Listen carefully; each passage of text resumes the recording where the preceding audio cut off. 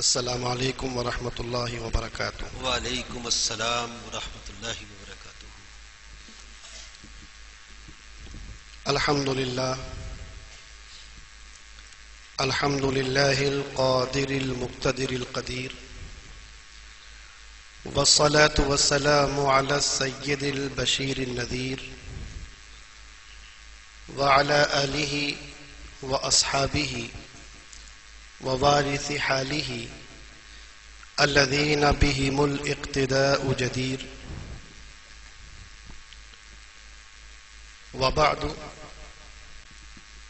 فقد قال تبارک وتعالی فی محکم تنزیلہ: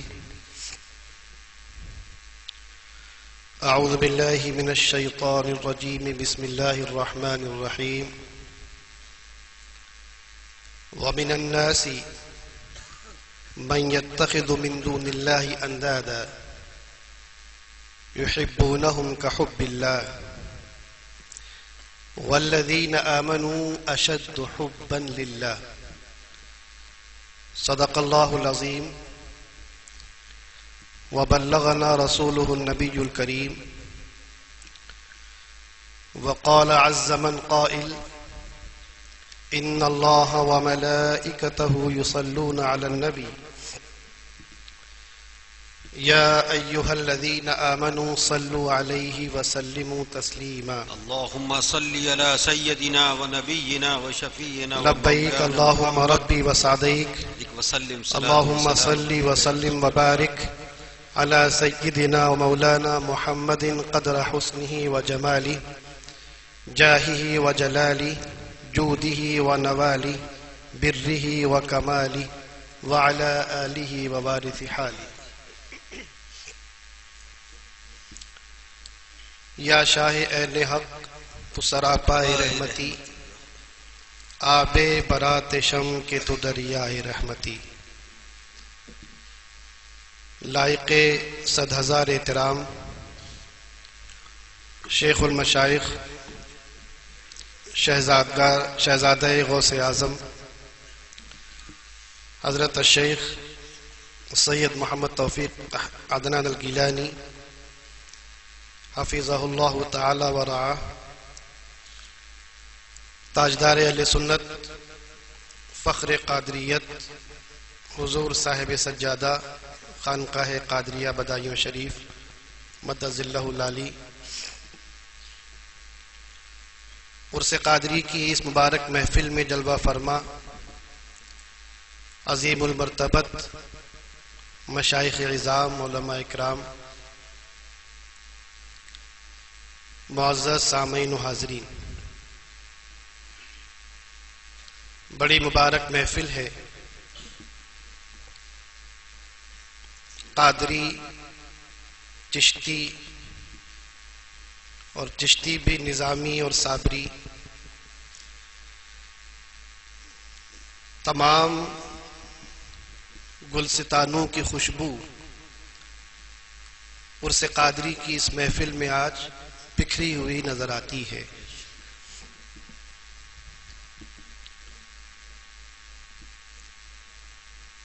بڑی سعادت اور مسرت کی بات ہے کہ ہم ان عظیم المرتبت مشائخ اعظام کے چہروں کی زیارت بھی کر رہے ہیں اور اللہ اور اس کے رسول علیہ الصلاۃ والسلام کا ذکر بھی سن رہے ہیں۔ مجھ سے پہلے میرے عزیز مولانا مفتی دلشاد احمد قادری صاحب سلمہ اللہ تعالی نے بڑی ولولہ انگیز اور بڑی جذباتی اور حقائق پر مبنی تقریر کی۔ اس میں جتنا ذکر ہمارے بزرگوں اور اکابر کی خدمات کا تھا وہ 100% درست تھا، اور جہاں مجھ ناکارہ کا ذکر آ گیا تھا تو میں غلط تو نہیں کہتا اس کو، یہ ان کی محبت تھی، ان کا حسن ظن تھا، حسن نظر تھا۔ اللہ تبارک و تعالی ان کے علم میں، عمر میں، اقبال میں ترقیاں عطا فرمائے۔ اپنے بزرگوں کی اجازت سے گفتگو کا آغاز کرتا ہوں۔ بڑی دیر سے فکر مند تھا کہ آج کی تقریر کس موضوع پہ کی جائے، چونکہ عرس قادری کے انتظامی امور میں دماغ اتنا الجھ جاتا ہے کہ کوئی تقریر اور کوئی خطاب کے لیے ذہن تیار نہیں ہوتا۔ دلشاد صاحب نے اپنی تقریر میں محبت کی بات کی، محبوبان خدا کی بات کی، اللہ کے محبوب بندوں کی بات کی، تو وہیں سے ذہن بنا کہ آج کی گفتگو محبت پر ہو جائے۔ سبحان اللہ۔ اہل محبت کا مجمع ہے، اہل عشق کا اجتماع ہے، تو یہاں عقل کی بات کرنا عقل مندی نہیں ہے۔ واہ واہ واہ واہ واہ۔ عاشقوں کے مجمع میں عقل اور خرد اس کا کیا کام ہے؟ یہاں تو محبت ہی کی بات کی جائے گی۔ مگر سب سے بڑا مسئلہ یہ ہے کہ محبت کی بات وہ کرے جو خود محبت کرنے والا ہو۔ جس شخص کے دل میں ابھی محبت کی چنگاری جلی ہی نہ ہو، وہ محبت پر کیا بات کرے گا؟ واہ۔ اللہ تبارک تعالیٰ نے ارشاد فرمایا وَمِنَ النَّاسِ، اور لوگوں میں سے کچھ لوگ، وَمِنَ النَّاسِ مَن يَتَّخِذُ مِن دُونِ اللَّهِ أَندَادًا، کچھ لوگ وہ ہیں جو اللہ کے علاوہ، اللہ کے سوا کچھ لوگوں کو معبود بنا لیتے، اللہ کا شریک ٹھہرا دیتے، اللہ کے برابر سمجھ لیتے، اور اس کے بعد وہ کیا کرتے ہیں؟ جب وہ لوگ غیر اللہ کو، اللہ کے علاوہ کو، ما سوى اللہ کو انداد بنا لیتے ہیں، اللہ کا شریک بنا لیتے ہیں، اللہ کے برابر بنا لیتے ہیں، پھر کیا کرتے ہیں؟ یحبونہم کحب اللہ، پھر ان شریکوں کو، ان شرکاء سے ایسی ہی محبت کرتے ہیں جیسے اللہ سے محبت ہونی چاہیے۔ یہ بات سمجھ میں آئی؟ قادریوں کی نہیں آئی۔ یحبونہم کحب اللہ، ان شریکوں سے جن کو انہوں نے اللہ کے بالمقابل مان لیا ہے، اللہ کا شریک سمجھ لیا ہے، اللہ کی ند سمجھ لیا ہے، اللہ کے برابر سمجھ لیا ہے، ان سے ویسی ہی محبت کرتے ہیں کحب اللہ، جیسے اللہ سے محبت ہونا چاہیے۔ یہاں اللہ نے ان لوگوں کی کیفیت کا بیان کیا۔ اب آیت کے اگلے حصے میں اللہ اپنی شان بے نیازی کا اظہار فرماتا ہے۔ مجھ پہ کوئی اثر نہیں پڑتا، وہ لوگ جو میری ذات میں کچھ دوسروں کو شریک کر کے ان سے ویسی ہی محبت کرنے لگتے ہیں جیسی مجھ سے کرنی چاہیے، مجھے کوئی فرق نہیں پڑتا۔ کیوں؟ پروردگار رب بے نیاز، وہ تیرے بندے ہو کر دوسروں کو تیرا شریک ٹھہرائے، تیرے بندے ہو کر دوسروں کو تیرے برابر گمان کرے، تیرا رزق کھانے کے بعد دوسروں کی بات کریں، اور تجھ سے محبت کرنے کی بجائے دوسروں سے محبت کریں، تو کیسا رب بے نیاز ہے؟ تو فرماتا ہے کہ والذین آمنوا اشد حبا للہ، مجھے فرق نہیں پڑتا، چونکہ جو میرے اہل ایمان بندے ہیں، جو میرے ایمان والے بندے ہیں، وہ ان لوگوں سے کہیں زیادہ اللہ سے محبت کرتے ہیں۔ واہ واہ۔ اگر چند سر پھرے واہ واہ۔ مجھ سے محبت نہ کرتے ہو، ان کے دل میری محبت سے خالی ہو، تو مجھے کیا پرواہ ہے؟ والذین آمنوا اشد حبا للہ، چونکہ جو لوگ ایمان والے ہیں، جو ایمان لا چکے ہیں، کہ جن کے دلوں کے اندر ایمان کی قندیل روشن ہو چکی ہے، وہ اللہ سے اس سے کہیں زیادہ محبت کرتے ہیں جتنا وہ لوگ اپنے جھوٹے معبودوں سے محبت کرتے ہیں۔ یہ بات سمجھ میں آئی کہ نہیں آئی؟ تقریر بہت لمبی ہونا ہے، سمجھ لو۔ صبح سے اتنا پریشان کیا ہمارے ناظم عرس نے، ناظم اجلاس نے، خطیب ہندوستان نے کہ تقریر کرنا ہے، تقریر، چلو ٹھیک ہے بھائی، ہو ہی جائے پھر ایک تقریر، کرسی منگوا دیں میں، ٹھیک ہے جب تک چل رہے ہیں چل رہے ہیں۔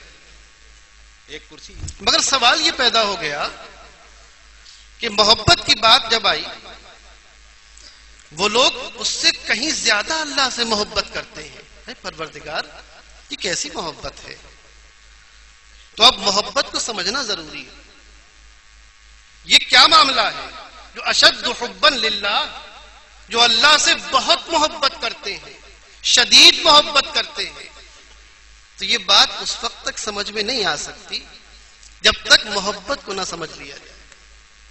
یہی بات ہے نا، سمجھ رہے ہیں نا آپ؟ محبت کو سمجھنے کے لیے بہت نام سنا ہے، محبت ہے، فلاں اس کا محبوب ہے، فلاں کو اس سے محبت ہے، یہ محبوب خدا ہے، یہ محبوب غوث اعظم ہے، یہ محبوب رسول ہے، یہ محب رسول۔ بھائی یہ محبت ہے کیا؟ یہ محبت چیز کیا ہے؟ اس کی تعریف کیا ہے؟ اس کا مطلب کیا ہے؟ یہ کیسے ہوتی ہے؟ یہ کیوں ہوتی ہے؟ ہوتی ہے تو کیا کرتی ہے؟ نہ ہو تو کیا نقصان ہوتا ہے؟ ہو جائے تو کیا فائدہ ہوتا ہے؟ واہ واہ واہ، بھائی یہ چیز کیا ہے؟ واہ واہ واہ، یہ کیسے ہوتی ہے؟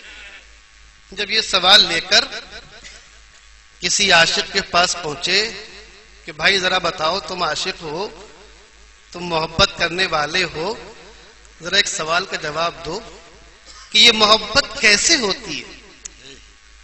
محبت دل میں کیسے ہوتی ہے؟ اس عاشق نے جواب دیا کہ نادان، اس سوال کے لیے میں ہی ملا تھا۔ ارے میں عاشق ہو کر آج تک یہ نہیں جان سکا کہ محبت ہو کیسے گئی۔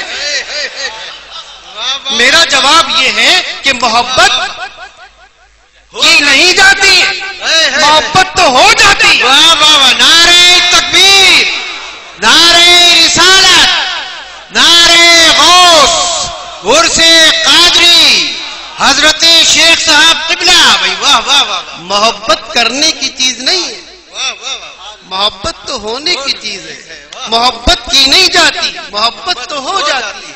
جو عاشق ہیں، جن کی ساری زندگیاں محبت میں اپنے محبوب کا دم بھرتے بھرتے گزر گئیں، آخر وقت تک وہ اس نقطے سے پردہ نہیں اٹھا سکے کہ محبت ہو کیسے گئی۔ واہ واہ واہ، ارے جس محبوب کی یاد میں اپنے گریبان کو چاک کر لیا تھا، جس محبوب کی یاد میں اپنے سر کو کٹا لیا تھا، جس محبوب کی یاد میں اپنے کو رسوا و ذلیل کر لیا تھا، اس کا جواب آج تک وہ بھی نہ دے سکے کہ محبت ہو کیسے گئی۔ واہ واہ، اس ایک جملے کے علاوہ یہاں سے لے کر دنیا کی کسی بڑی سے بڑی یونیورسٹی میں چلے جاؤ، جواب نہیں ملے گا کہ محبت کیسے ہوتی ہے۔ اگر ملے گا تو یہی ملے گا کہ محبت کی نہیں جاتی، محبت ہو جاتی ہے۔ اچھا صاحب، مان لیا بھائی، آپ کو تو ہو گئی نا؟ ہاں صاحب ہمیں ہو گئی۔ جس سے ہم پوچھنے پہنچے تھے، جب اس سے یہ سوال کیا کہ محبت کیسے ہوتی ہے، تو جواب کیا ملا کہ کی نہیں جاتی، ہو جاتی ہے۔ کہ ٹھیک ہے بھائی، یہ نہ بتاؤ، اتنا تو بتاؤ کہ آپ کو تو ہو گئی، اتنا تو مانتے ہیں آپ، لیکن یہ ہے کیا چیز؟ آپ یہ تو نہ بتا سکے کہ محبت کیسے کی جاتی ہے۔ اس سوال سے آپ نے دامن بچا لیا، لیکن اتنا تو مانتے ہو کہ محبت آپ کو ہے، تو ذرا یہی بتا دو کہ یہ ہے کیا بھلا، یہ کیا چیز ہے؟ ہم بھی دیکھیں۔ اب اس کا جواب لینے کے لیے، چونکہ محبت عربی زبان کا لفظ ہے، کسی ڈکشنری کو دیکھا جائے، کسی لغت سے استفادہ کیا جائے، کسی قاموس کو پلٹا جائے کہ جس لغت کے اندر، جس ڈکشنری کے اندر لفظ محبت کا معنی لکھا ہو. پہنچے صاحب تو لغت کھولی. سوال یاد رکھنا، سوال کیا ہے؟ محبت. کہ محبت ہے کیا؟ محبت کیا ہے جو کہیں کبھی گریبان پھٹوا رہی ہے، کبھی سر تن سے جدا کروا رہی ہے، کبھی راتوں کو تڑپا رہی ہے، کبھی آنکھوں کے ذریعے خون بہا رہی ہے؟ یہ ہے کیا بھلا؟ لغت کھولی. عربی زبان بڑی وسیع زبان ہے، بڑی جامع زبان ہے. اس میں ایک طریقہ یہ ہوتا ہے کہ 3 لفظ ہوتے ہیں اور انہی لفظوں سے تمام لفظ بنتے چلے جاتے ہیں. دیکھو ذرا بات علمی آ گئی ہے، بات تھوڑی سی علمی. ہاں یہ لیکن سمجھا کے چھوڑوں گا بیٹا، ایسا بھی نہیں ہے. تو 3 لفظ ہوتے ہیں، بنیاد بنتے ہیں اور انہی سے تمام الفاظ و معنی کی عمارتیں کھڑی ہوتی چلی جاتی ہیں. ہم لغت میں پہنچے کہ محبت، اس کا معنی جاننے کے لیے پہنچے ہیں. ایک صاحب نے یہ کہا کہ ہمیں ایسا لگتا ہے کہ لفظ محبت یہ حبہ سے نکلا ہے. کس سے؟ حبہ. اور عربی زبان میں حبہ کسی چیز کے صاف کرنے کو کہتے ہیں، کسی چیز کے نکھار کو کہتے ہیں، کسی چیز کو شائننگ دینے کو کہتے ہیں. اور اسی لیے عرب لوگ جب دانت کو صاف کر لیا کرتے تھے، دانت چمکا لیا کرتے تھے، تو حببت الاسنان کہا کرتے تھے. دانتوں کو صاف کر لیا، دانتوں کو نکھار لیا، دانتوں کو چمکا لیا. چونکہ حبہ یا حببہ یہ دانتوں کے چمکانے کے لیے استعمال ہوتا ہے، تو بات یہ سمجھ میں آتی ہے کہ محبت وہ ہے کہ جو دل کو چمکا دے، جس کے ذریعے دل میں چمک پیدا ہو جائے، جس کے ذریعے دل نکھر جائے، اس کو محبت کہتے ہیں. اچھا صاحب، ایک اور صاحب آئے کہ نہیں، یہ حبہ سے نہیں نکلا، حب الاسنان سے نہیں نکلا. آپ بھول گئے کہ عربی زبان میں حبہ کا ایک معنی اور آتا ہے. حبہ کا عربی زبان میں ایک معنی چپٹنا آتا ہے، لزوم، ثبات. جہاں بیٹھا وہاں بیٹھ گیا. اسی لیے عرب جب سفر کیا کرتے تھے اور سفر کے دوران ان کا اونٹ بیٹھ جایا کرتا تھا اور 1000 کوشش کے باوجود اونٹ اٹھتا نہیں تھا، زمین کو پکڑ لیتا تھا، مضبوطی سے بیٹھ جاتا تھا. حضرت داغ جہاں بیٹھ گئے اٹھتا نہیں تھا. اونٹ کی اس کیفیت کو عرب لوگ احب البعیر کہا کرتے تھے.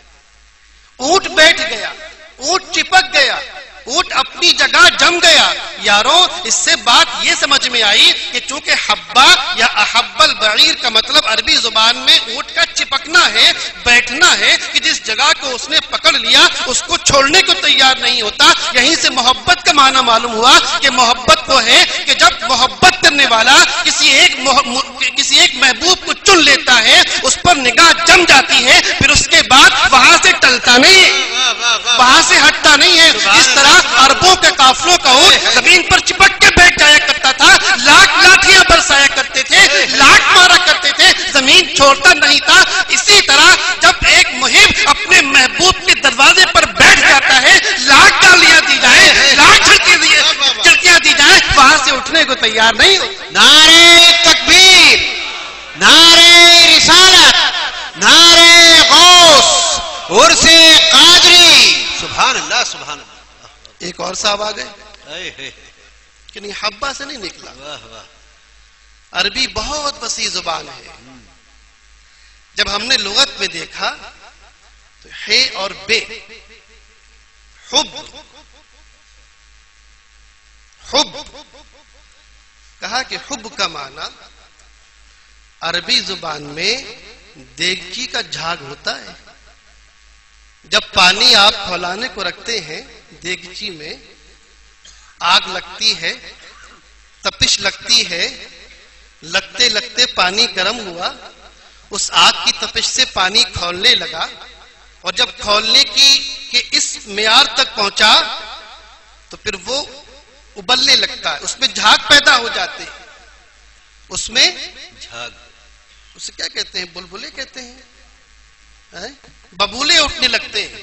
انہوں نے کہا کہ دراصل حب کا معنی عربی زبان میں دیگچی کا جھاگ ہے، اور اس سے محبت کے نکلنے کا مطلب یہ ہوا کہ محبت وہ ہے کہ جب انسان کے دل کے اوپر کسی محب کا، کسی حسین و جمیل کی نگاہ پڑتی ہے اور اس سے دل تڑپ جاتا ہے، چنگاری بھڑک اٹھتی ہے، اس کی سوزش ہوتی ہے، اس میں تپش ہوتی ہے، وہ آگ کی طرح جلاتی ہے، تڑپاتی ہے، جلنے کے بعد ایک مقام ایسا آتا ہے کہ پانی جل کر خشک ہو جاتا ہے، جھاگ رہ جاتے ہیں، اس کا اپنا کچھ نہیں رہ جاتا۔ جس طرح دیگچی میں پانی جلنے کے بعد صرف جھاگ ہی جھاگ رہ جاتے ہیں، کیونکہ حب اسی دیگچی کے جھاگ کو کہا جاتا ہے۔ پتہ یہ چلا کہ محبت وہ ہے جو آدمی کو جلا کر صرف جھاگ بنا دے۔ آئی سمجھ میں؟ کتنے معنی بیان کیے بتائیے؟ 3 ہو گئے نا؟ اور بیان کروں؟ جامع حضرت سے پڑھ کے آیا ہوں۔ ہاں اور سنو، اور لغت کھولی، پتہ یہ چلا کہ نہ حبہ سے نکلا ہے نہ حب سے نکلا ہے، یہ حباب سے نکلا ہے۔ حباب، حباب عربی زبان میں سمندر کے جھاگ کو کہتے ہیں، بلبلوں کو کہتے ہیں۔ جب سمندر موج مارتا ہے، کبھی حاجی علی میں جا کے دیکھا ہے؟ جی، جب موجیں سر پٹکتی ہیں اس میں جھاگ پیدا ہوتے ہیں، اور اسی جھاگ کو عربی زبان میں حباب کہتے ہیں، بلبلے جو اٹھتے ہیں پانی میں۔ اچھا، اس کا کیا مطلب ہوا؟ پانی کی بلبلوں، سمندر کے جھاگوں سے محبت کا کیا تعلق؟ آخر اس سے محبت کا لفظ نکلنے کا مطلب کیا ہوا؟ انہوں نے کہا ارے نادان، کیا یہ نہیں دیکھتا کہ جھاگ ایسے نہیں نکلتے؟ سمندر کی موجیں ساحل پر سر پٹکتی ہیں، سر مارتی ہیں، مارتے مارتے ایک کیفیت یہ بنتی ہے کہ وہ پانی جھاگ میں تبدیل ہو جاتا ہے۔ پتہ یہ چلا کہ یہ حباب سے نکلا ہے، اور محبت اس لیے کہتے ہیں کہ ایک عاشق، ایک محب اپنے محبوب کے آستانے پر سر کو مارتا رہتا ہے، سر کو پٹکتا رہتا ہے، یہاں تک کہ وہ اپنے آپ کو پٹک کر وہاں فنا کر دیتا ہے، اس کی جھاگ نکل آتا ہے، جھاگ باقی رہتا ہے۔ واہ واہ واہ، 4 کہا نہیں بھائی،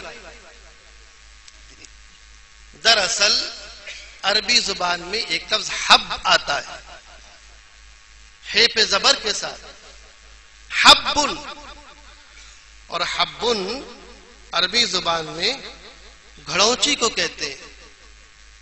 اب مراٹھی لوگ گھڑوچی سمجھ نہیں پائیں گے، بدایوں والے سمجھ گئے ہے نا جی، یوپی والے سب سے یوپی والے سمجھ گئے۔ گھڑوچی کی 4 لکڑیاں ہوتی ہیں، پائے بنا لیے جاتے ہیں، ایک لکڑی اوپر رکھ دی جاتی ہے، اس پر گھڑا رکھ دیتے ہیں، مٹکا رکھ دیتے ہیں، کیونکہ نیچے سے گول ہوتا ہے، زمین پہ رکھیں گے تو گر جائے گا۔ گھڑوچی کے اوپر گھڑا رکھ دیا جاتا ہے، گھڑا پورا بھرا ہو تب بھی گھڑوچی بیچاری بیٹھی ہوئی ہے، آدھا ہو تب بھی گھڑوچی برداشت کر رہی ہے، گھڑا خالی رکھ دو تب بھی گھڑوچی منع نہیں کرتی۔ سمجھ میں آئی بات؟ سمجھ میں آ گئی کہ یہ حب سے نکلا ہے، اور حب گھڑا رکھنے کے اسٹینڈ کو کہتے ہیں، اس کی گھڑوچی کو کہتے ہیں۔ جس طرح وہ اسٹینڈ یا وہ گھڑوچی ہر حال میں اس گھڑے سے راضی رہتی ہے، گھڑا بھرا ہوا ہو تب بھی راضی ہے، گھڑا خالی ہو تب بھی راضی ہے، گھڑا آدھا ہو تب بھی راضی ہے، اسی طرح عاشق، اسی طرح محب اپنے محبوب سے ہر حال میں راضی رہتا ہے، محبت کرتا ہے تب بھی راضی ہے، انعام دیتا ہے تب بھی راضی ہے، گالیاں دیتا ہے تب بھی راضی ہے۔ نعرہ تکبیر، نعرہ رسالت، نعرہ غوث حضرت شیخ صاحب قبلہ۔ واہ واہ واہ واہ واہ واہ واہ، کتنے معنی ہوئے؟ 5 اور واہ واہ واہ واہ، سبحان اللہ سبحان ان کا بھائی نہ ہے پہ پیش نہ زبر، زیر آ گیا، ہے پہ زیر تھا، یہ حب سے نکلا۔ واہ، کہا اچھا تو پھر حب کسے کہتے ہیں؟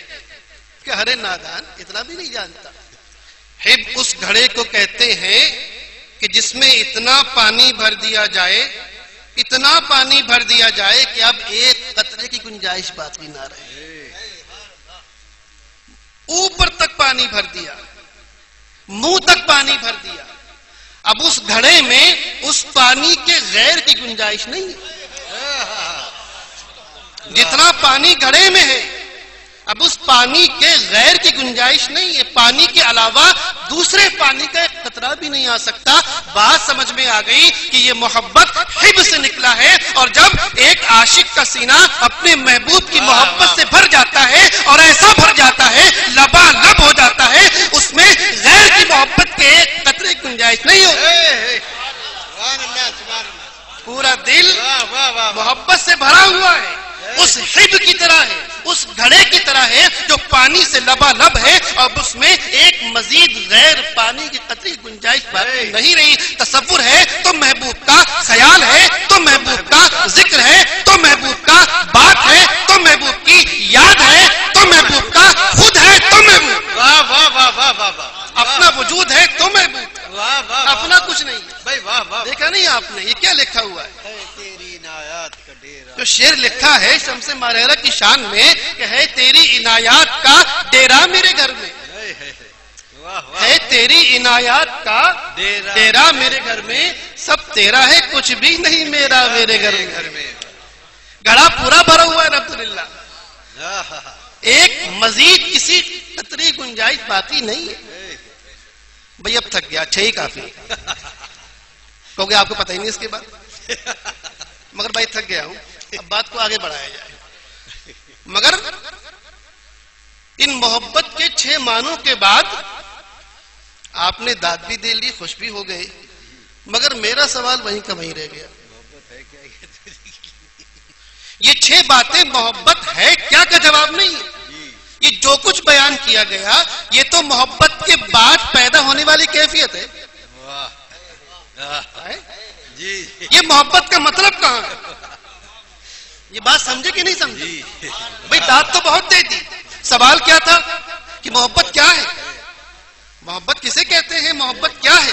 ارے دوستوں، یہ محبت کیا ہے کا جواب تو نہ ہوا، یہ جواب تو اس بات کا ہے کہ محبت ہونے کے بعد عاشق کا کیا کام کرتی ہے، اس کا کیا حشر کرتی ہے۔ تو آپ نے جواب دے دیا کہ اس کا حشر یہ کرتی ہے کہ اس کے دل میں اب کسی اور کی گنجائش نہیں ہے، آپ نے جواب دے دیا کہ اس کا حشر یہ کرتی ہے کہ وہ گھڑونچی کی طرح بیٹھا رہتا ہے، آپ نے جواب دے دیا کہ وہ یہ حشر کرتی ہے کہ وہ اونٹ کی طرح چپک جاتا ہے۔ ارے دوستوں، یہ اس سوال کا جواب کہاں ہوا کہ نہیں؟ بتاؤ ذاکر، نہیں ہوا نا؟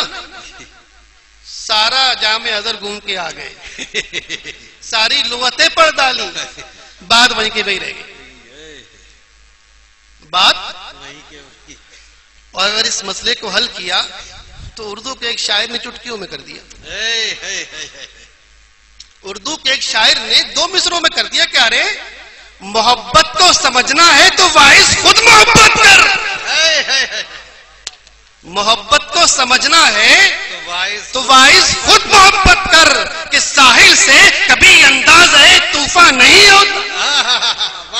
محبت کیسے تڑپاتی ہے بتا نہیں پائیں گے، جس دن تڑپو گے سمجھ میں آ جائے گا، محبت کی ریبان کیوں پھٹواتی ہے سمجھا نہیں پائیں گے، جس دن پھاڑو گے سمجھ میں آ جائے گا، محبت سر تن سے جدا کیسے کراتی ہے نہیں بتا پائیں گے، جب جدا ہوگا تو معلوم ہو جائے گا۔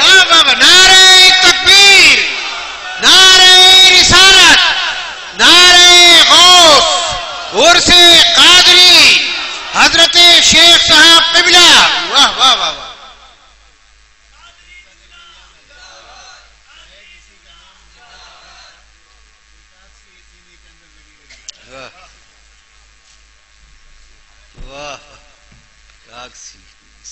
بات سمجھ میں آئی کہ نہیں آئی؟ حضرت نے بڑی اچھی رہنمائی فرمائی، ایک اور شعر سنایا، بھول گیا میں، شاید شیفتہ شاعر نے بہت بڑا اردو کا کہتا کہ شاید اسی کا نام محبت ہے شیفتہ، شاید اسی کا نام محبت ہے شیفتہ، ایک آگ سی ہے سینے میں، سینے کے اندر لگی ہوئی، آئے ہائے۔ یہ بات تو بالکل ویسی ہو گئی کہ کسی سے پوچھا جائے اور جواب میں آپ یہ کہیں کہ صاحب شوگر کر دے گی. تو شوگر کر دے گی کیسی ہوتی ہے کہ جواب نہیں ہے. گلاب جامن کی مٹھاس کے ذرا سمجھاؤ. بڑے سے بڑا ادیب، بڑے سے بڑا علامہ سینکڑوں صفحات لکھ جائے، مٹھاس کیا ہے اور کیسی ہے یہ نہیں بتا پائے. ایک ہی علاج ہے کہ لو منہ کھولو اور یہ دیکھو گلاب جامن ایسی ہوتی. 100 باتوں کی ایک بات. ہم نہ اس کا جواب نہ منطق کے اندر ہے، نہ فلسفے کے اندر ہے، نہ بلاغت کے اندر ہے، نہ لغت کے اندر ہے، تیرے منہ کے اندر ہے. ارے منہ تو کھول، ایک بار تک کے تو دیکھ. لطف میں تو اس سے کیا کہوں وائز، آئے کمبخت تو نے پی ہی نہیں. لطف میں سبحان اللہ سبحان تجھ سے کیا کہوں وائز، آئے کمبخت تو نے پی ہی نہیں. ارے پی تو لے ایک بار. خمار بارہ بنکی نے کہا، حضرت تشریف فرمائے نیر میاں صاحب قبلہ، ان کے علاقے کا بہت معروف شاعر خمار بارہ بنکی، بڑا معتقد تھا اس خانقاہ کا.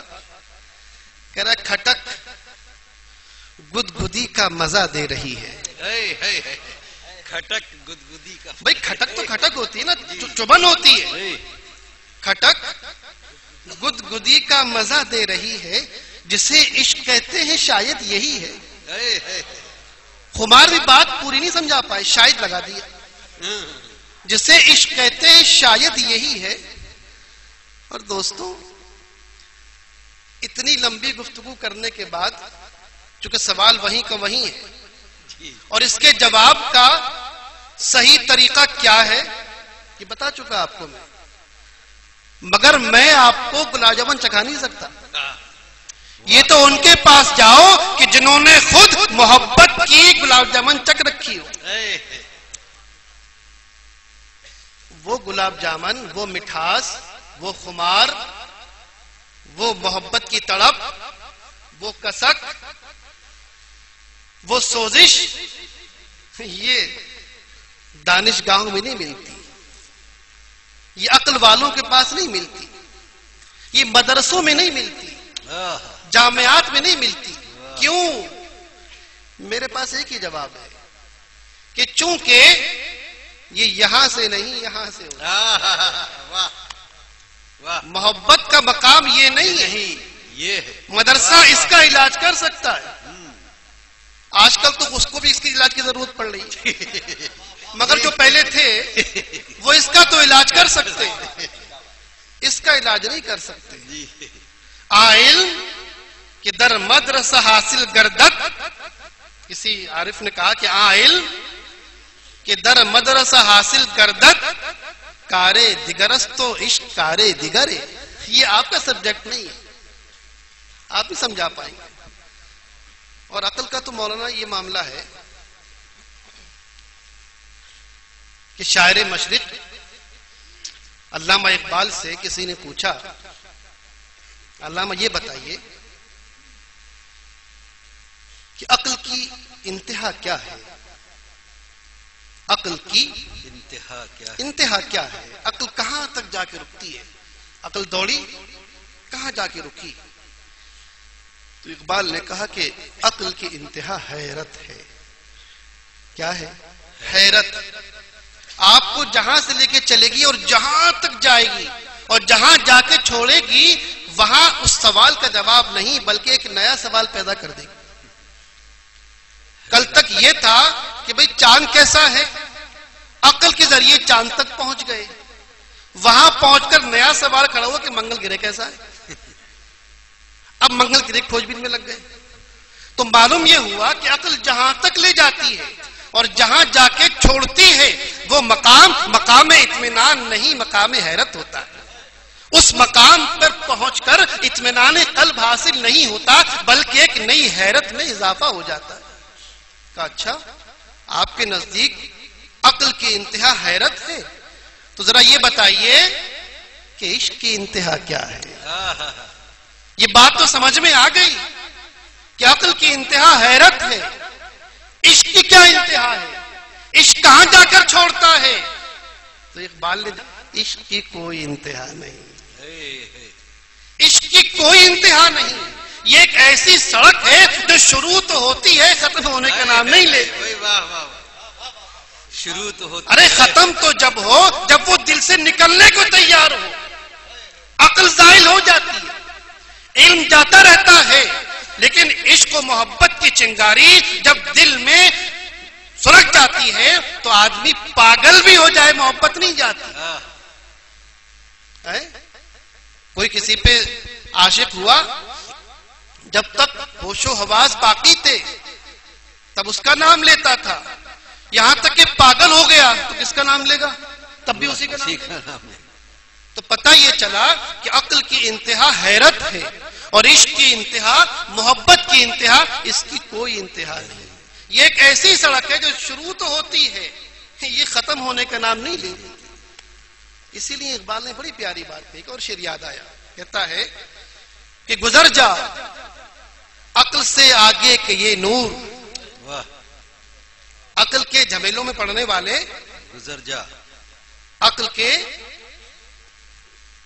جو پیچ و خم میں الجھنے والوں، گزر جا عقل سے آگے کہ یہ نور چراغ راہ ہے منزل نہیں ہے. یہ صرف ایک چراغ ہے، ایک موم بتی ہے جس سے کچھ دیر کے لیے راستہ طے کیا جا سکتا ہے، لیکن یہ عقل، یہ علم، یہ منزل مقصود نہیں ہے. گزر جا. اور کیوں؟ اس لیے بڑی پیاری بات، آج اقبال کی شعر بہت یاد آ رہے ہیں، پتہ نہیں کیا بات. یہ اس لیے کہ عقل عیار ہے، 100 بیس بدل لیتی ہے. عقل عیار ہے، 100 بیس بدل لیتی ہے. عشق بیچارہ نہ ملا ہے نہ وائز نہ فقیہ. عشق تو کچھ نہیں دیکھتا. ایک امتحان ہوا، آگ روشن کی گئی، آگ جلائی گئی کہ آج اس میں ایک محبت کرنے والے کے عشق و محبت کا امتحان لیا جائے گا. ابراہیم کو آگ میں ڈال دیا جائے. نار نمرود روشن ہے، ابراہیم کو ڈالا جا رہا ہے. ابراہیم کے پاس عقل بھی تھی، اللہ کے نبی اور رسول و خلیل ہیں، لیکن اس کے ساتھ ساتھ عشق بھی تھا. اور عشق تو ایسا تھا کہ مقام خلت پر فائز تھے. اس کی تشریح آگے جا کر کریں گے. امتحان شروع ہوا، عقل آئی، عیار تھی، 100 بیس بدل کر آئی. ابراہیم تمہارے بعد تمہاری بیوی کا کیا ہوگا؟ تمہارے بچوں کا کیا ہوگا؟ آگ تو جلانے والی ہے، کھال جل جائے گی، تکلیف ہو جائے گی. یہ عقل آ رہی ہے. گزر جا عقل سے آگے کہ یہ نور چراغ راہ ہے منزل نہیں ہے. اور جب یہ امتحان عاقل ابراہیم سے گزر کر عاشق ابراہیم تک پہنچا، ابھی یہ عاقل ابراہیم سے بات ہو رہی تھی کہ تمہارے بعد تمہاری بیوی کا کیا ہونا ہے، گھر بار کا کیا تمہارے کیا ہونا ہے، تمہارے بچے تو خیر تیری اس وقت کیا ہونا ہے. ذرا سوچ تو لو، عقل سے کام لو اے عاقل ابراہیم. لیکن نہیں، حضرت ابراہیم خلیل اللہ کی عقل پر ان کا عشق غالب آ گیا. بے خطر کود پڑا آتش نمرود میں، بے خطر کود پڑا آتش نمرود میں. عشق عقل ہے محو تماشائے لبے بام. عقل تو ابھی فیصلے کم و بیش کر رہی ہے، عقل تو ابھی علم و حکمت کی گتھیاں سلجھا رہی ہے، عقل تو ابھی خرق و التیام کے فلسفے طے کر رہی ہے. یہ عشق ابراہیم ہی تھا کہ اس نے نہ بیوی کا خیال کیا، نہ بچوں کی یاد آئی، صرف اپنے محب اور محبوب کی یاد آئی، صرف اپنے اللہ کی یاد آئی، اپنے معشوق کی یاد آئی. بے خطر کود پڑا آتش نمرود میں. عشق عقل ہے محو تماشائے لبے بام. ابھی حضرت ابراہیم پر ایک بات اور یاد آئی کہ وہ کیسے عاشق تھے، خلیل تھے. حالانکہ ترتیب بگڑ گئی، یہ بات ذرا بعد میں آنے والی تھی. دراصل اس کے درجات ہوتے ہیں. ایک درجہ محبت کا ہے، ایک درجہ عشق کا ہے، ایک درجہ خلت کا ہے. محبت جو سب سے اعلیٰ درجہ ہوتا ہے، سب سے منتہی درجہ ہوتا ہے، وہ درجہ درجہ خلت ہوتا ہے. اور یاد رکھو، جامع ترمذی کی حدیث کے مطابق اللہ تعالیٰ نے وہ مقام محبوبیت خلت اس کائنات ارضی و سماوی میں صرف 2 لوگوں کو عطا فرمایا، اپنا خلیل بنایا۔ کون؟ ایک حضرت ابراہیم خلیل اللہ، اور ایک اس کا وہ محبوب کہ جس کی محبت کو دکھانے کے لیے، جس کی شان محبوبی کو اجاگر کرنے کے لیے اللہ نے پوری دنیا بنائی۔ ہمارے اور آپ کے آقا وہ ایسا خلیل تھا، ایسا عاشق تھا، فرشتوں میں چرچا ہونے لگا۔ عشق چھپتا نہیں ہے، یاد رکھو، عشق اور مشک چھپائے نہیں چھپتے۔ اگر اچھا پرفیوم لگاؤ گے تو لوگ سونگیں گے، چھپ نہیں پائے گا۔ اور اگر محبت کی چنگاری دل میں سلگ چکی ہے، لاکھ پردے ڈالو، لاکھ چھپاؤ، چھپا نہیں سکتے۔ اور عشق تو ایسی چنگاری ہوتی ہے جو وجود کو جلا دیتی ہے۔ حضرت ابراہیم کا بھی عشق تھا، خلت، مقام محبوبیت تھا، چھپ نہیں پایا، اور ایسا اجاگر ہوا کہ اس کے چرچے فرشتوں میں ہونے لگے۔ کہو سبحان اللہ، سبحان اللہ، ارے کمال کر دیا بھائی۔ اس کے چرچے فرشتوں میں ہونے لگے۔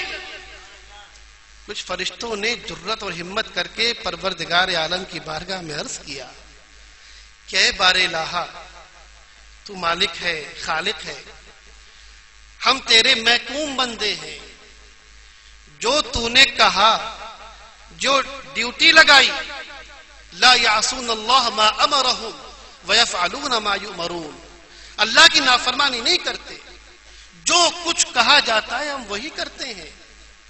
اور انسان تو بڑا نافرمان ہے۔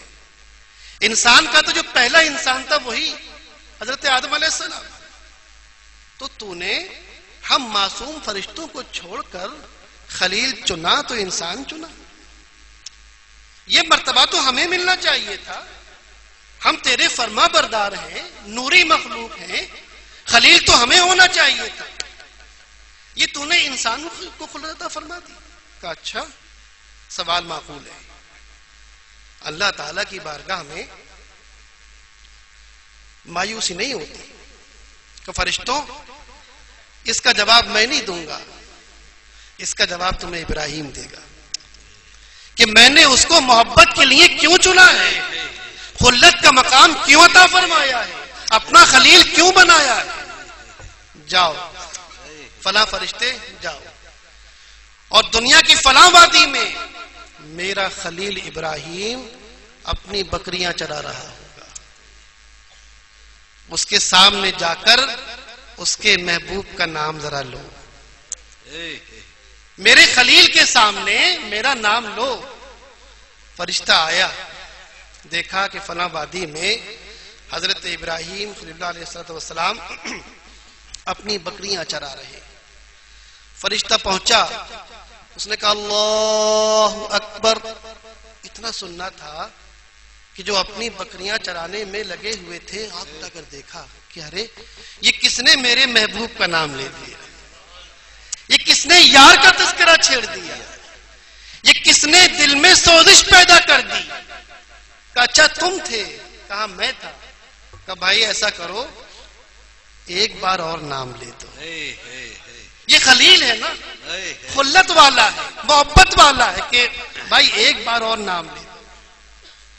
فرشتے نے کہا ایسا ہے صاحب، ایک بار تو ہم نے اپنی مرضی سے لیا، اب آپ کہہ رہے ہیں تو آپ کے کہنے پہ لیں گے، مگر فری میں نہیں لیں گے۔ بھئی ہماری کیا غرض ہے، ہم نے تو نام لے لیا تھا، اب آپ کا وہ خلیل اور دوست ہے تو آپ جانو، اور اگر آپ دوبارہ نام پکارنے کو کہتے ہیں تو فری میں نہیں لوں گا۔ کہا اچھا کیا قیمت چاہتے ہو؟ کہ میں آپ کی آدھی بکریاں چاہتا ہوں، اگر اپنی آدھی بکریاں مجھے دینے کا وعدہ کرو تو ایک بار پھر آپ کے محبوب کا نام لے لوں گا۔ کہا اچھا لے جاؤ، یہ آدھی بکریاں تمہاری ہیں، لیکن اسی محبت کے ساتھ ایک بار میرے محبوب کا نام لو۔ اس نے آدھی بکریاں نہیں کہا اللہ اکبر۔ اتنا کہنا تھا کہ ایک چنگاری اور روشن ہوئی جب وہ شخص وہ فرشتہ بکریاں لے کر جانے لگا کہ ارے بھائی ایک بار ٹھہر جا، ذرا رکنا۔ اب کیا بات ہے؟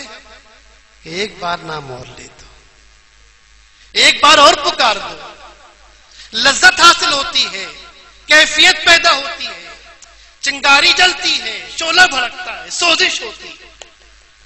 اس نے کہا بھائی میں مفت میں کام نہیں کرتا۔ تو کہا اب کیا قیمت ہے؟ کہ باقی آدھی بکریاں بھی دے دو۔ کہ اتنی سی بات، میرے محبوب کے نام کی قیمت میری آدھی بکریاں، بڑا سستا سودا ہے، لے جاؤ۔ اس نے باقی آدھی بکریاں لی اور کہا چلتا بنا نام لے کر۔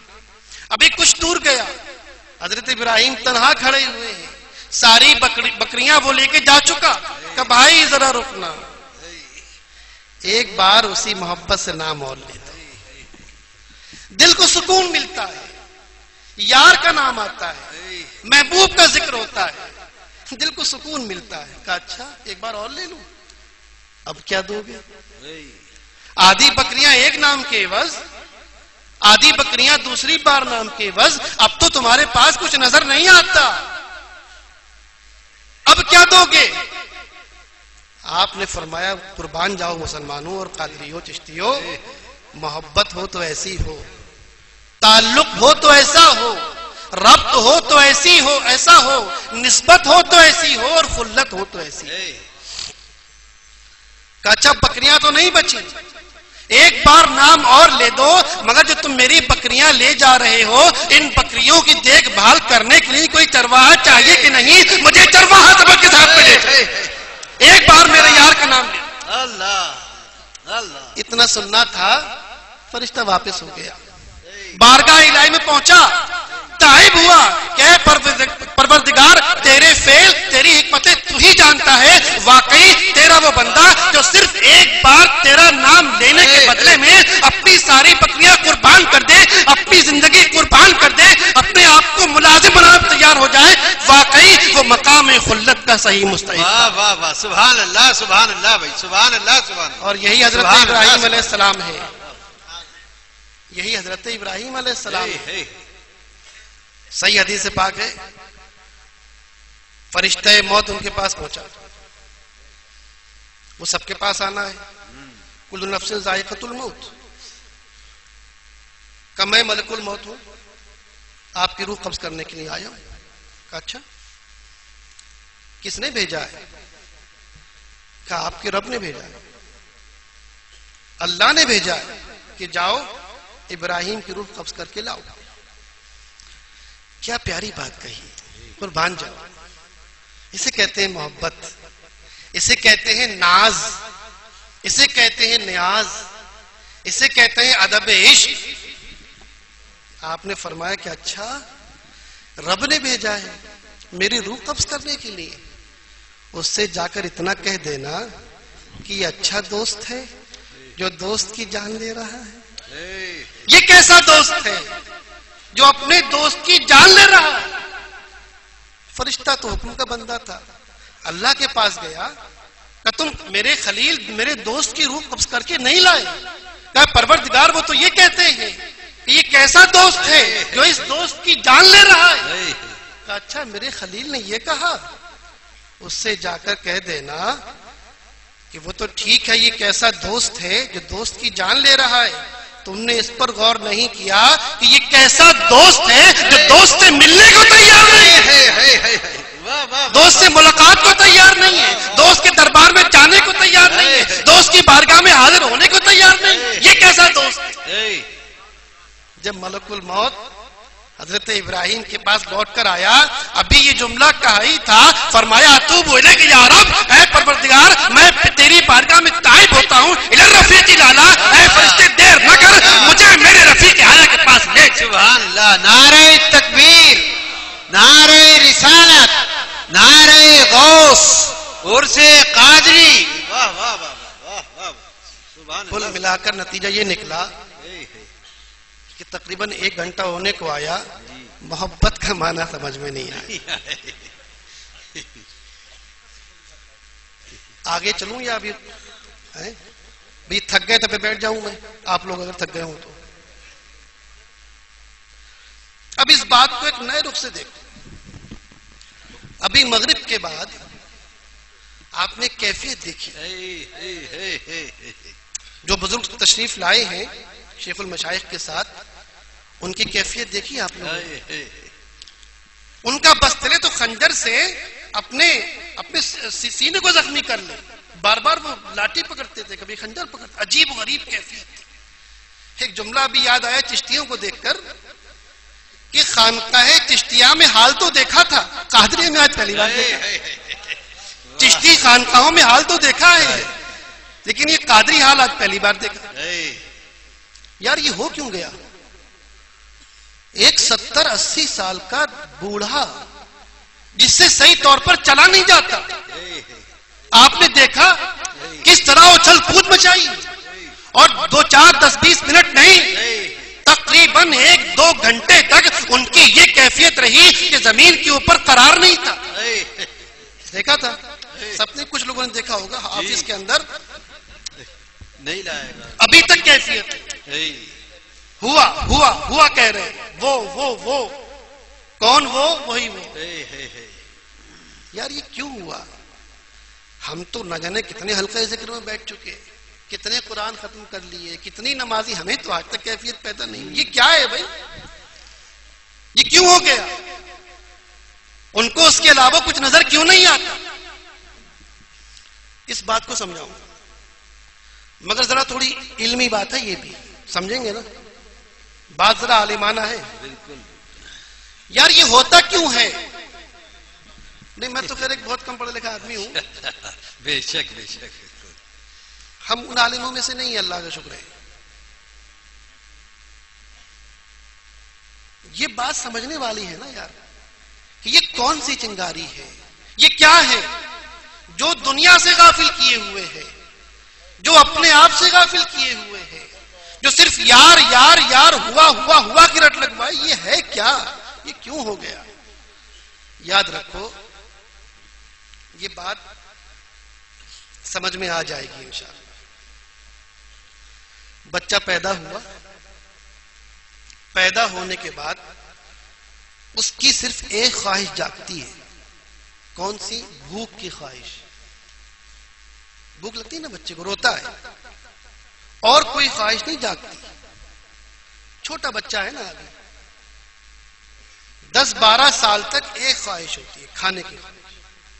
بھوک لگتی ہے، پیاس لگتی ہے، اور کوئی خواہش نہیں ہوتی. نہ نکاح کی خواہش اس کو ابھی ہے، نہ حکومت کی خواہش ہے، نہ عزت کی خواہش ہے، نہ پیسے کی کوئی خواہش نہیں. ایک خواہش جاتی. بچہ بڑا ہوا، جب کچھ اور بڑا ہو گیا تو بھوک کی خواہش کے ساتھ ساتھ ایک خواہش اور جاگتی ہے، جسے نکاح کی خواہش کہتے ہیں. جنسی خواہشات جو ہوتی ہیں، حیوانی خواہش، وہ جاگ جاتا ہے.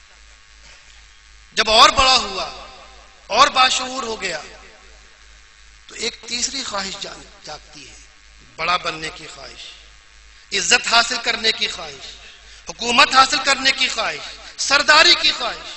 جاگتی ہے کہ نہیں؟ پہلے بھوک کی خواہش جاگی، اور کوئی خواہش نہیں تھی. پھر جنسی خواہشات جاگی، 2 خواہشیں ہو گئی. پھر حکومت کی خواہش ہے، عزت کی خواہش ہے، سرداری کی خواہش ہے. مگر ان خواہشوں میں ایک بات ہم دیکھ رہے ہیں، ان خواہشوں میں ایک بات نظر آتی ہے کہ ہر اگلی والی خواہش پچھلی والی خواہش کو بھلا دیتی ہے. ہر اگلی آنے والی خواہش پچھلی والی خواہش کو بھلا دیتی ہے. جب تک بھوک کی خواہش ہے اور کوئی خواہش نہیں تو بھوک کی خواہش. بچہ بھوک میں رو رہا ہے، چلا رہا ہے، دودھ پلا دیا گیا، کھانا کھلا دیا گیا.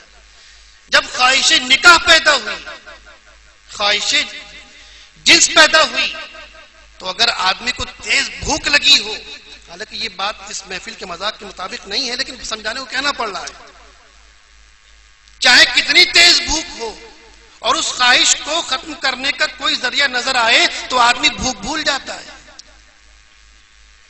وہ خواہش ہوئی، ایک طرف جنگ ہو رہی ہے، ایک بارڈر پہ جنگ ہے، ایک بادشاہ لڑائی لڑ رہا ہے، اس وقت اس کو نہ نکاح کی خواہش ہے، نہ بھوک کی خواہش ہے، نہ کوئی اور خواہش ہے، چونکہ بھوک اور نکاح کی خواہش کے مقابلے میں حکومت اور سرداری خواہش بہت بلند ہے. یہ بات سمجھ میں آئی کہ ہر پچھلی خواہش اگلی خواہش سے چھوٹی ہوتی ہے. اچھا صاحب، ایک اور بہت بڑی خواہش ہے انسان کی، وہ کیا؟ اپنی زندگی کی خواہش، اپنی موت سے کراہیت، اپنی جان بچانے کی خواہش.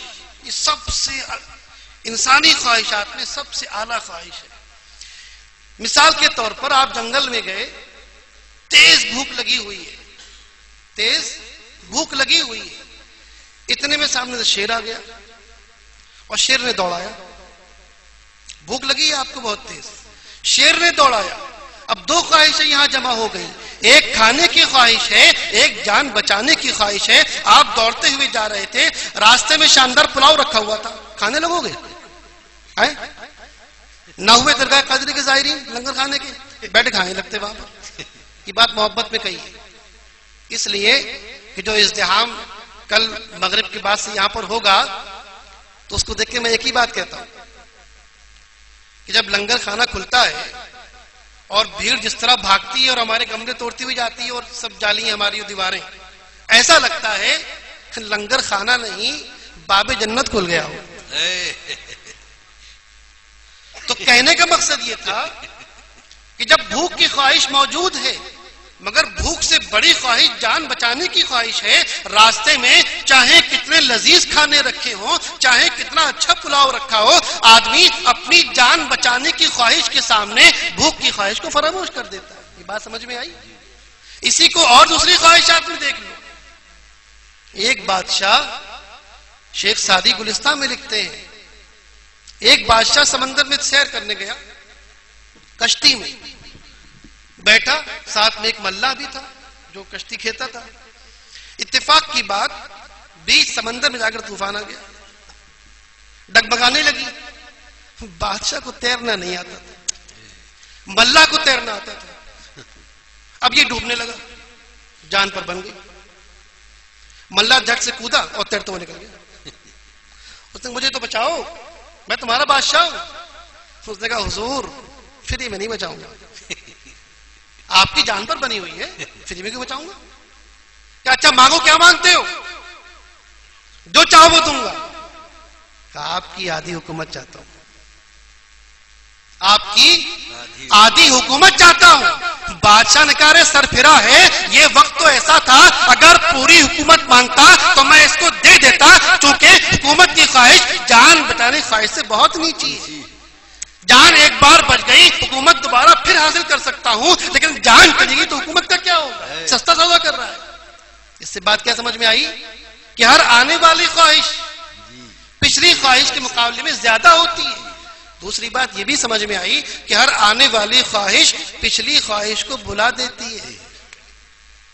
اب جب جان بچانے کی خواہش ہے تو نہ نکاح کی خواہش یاد آتی ہے، نہ بھوک کی خواہش یاد آتی ہے، نہ سرداری کا خیال آتا ہے، نہ حکومت کا خیال، نہ سلطنت کا خیال آتا ہے. ختم، سب بھول گئے، جان بچانی ہے نا.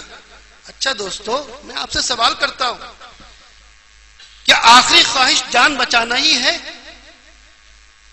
اگر کوئی خواہش اس سے بھی بڑی ہو، اگر کوئی خواہش اس سے بھی بڑی ہو اور وہ جاگ جائے تو آدمی جس طرح جب جان پر بنی ہو تو نہ بھوک یاد آتی ہے، نہ نکاح یاد آتا ہے، نہ بال بچے یاد آتے ہیں، نہ حکومت یاد آتی ہے، صرف جان بچانے کی خواہش ہوتی ہے. اسی طرح اگر کوئی خواہش انسان کی نظر میں اس کی جان بچانے سے زیادہ بڑی ہو تو اس طرح جب وہ خواہش جاگے گی تو اسی طرح نہ کھانا یاد آئے گا، نہ بال بچے یاد آئیں گے، نہ حکومت یاد آئے گی، نہ اپنی جان یاد آئے گی.